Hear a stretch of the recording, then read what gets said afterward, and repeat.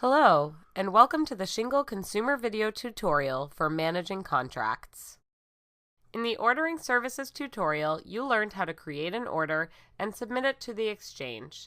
You also received a notification from Shingle letting you know that your order had become a signed contract between you and your service provider. In this tutorial, you'll learn how to manage that contract, which includes communicating with the provider, approving his or her work, and paying for the work when complete. Click on the View Contract link in the notification you received from Shingle. You will be presented with the terms of service for your order, which is now a signed contract. Now that you have a contract, there is additional information that you'll want to review.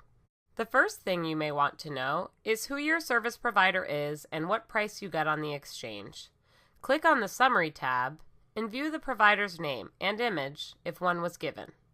You can also see the initial estimate you provided in your order, the contracted rate for this job, and the estimated cost. Click on the Schedule tab to see when the service is scheduled to take place. The exchange schedules services to comply with your schedule terms and those of the provider. The length of the scheduled appointment is based on your estimate of the job size and the provider's specified rate of work. Another aspect of the contract is the location where the service will take place. In categories in which the provider travels to you, you already know the location. Otherwise, you can find it in the Service Location tab, along with a map you can use for directions, and a picture of the location, if one was provided.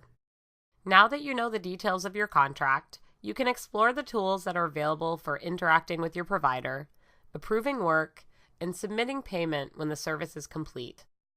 As soon as you have a signed service contract, you have a direct line of communication with your provider. If you need to communicate with your provider for any reason before, during, or after the work is completed, click on the Messages tab at the top of the page and start a conversation by entering a message and then clicking the Send button. Your provider will receive a notification via text message, email, or both.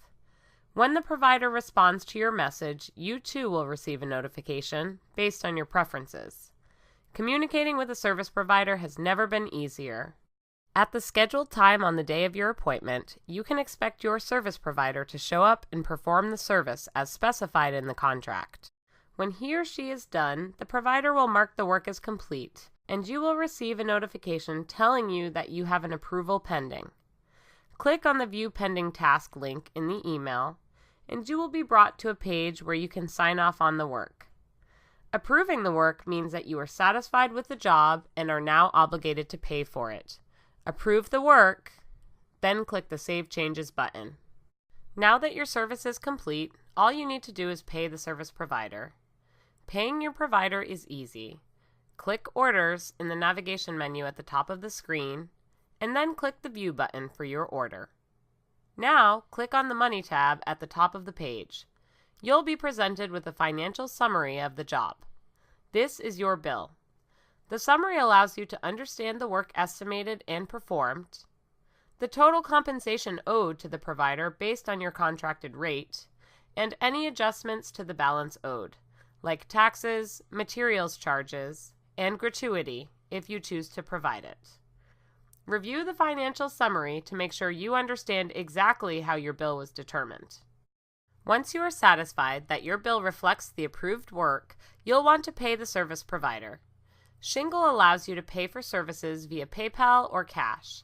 If you pay with cash, the provider will issue a receipt.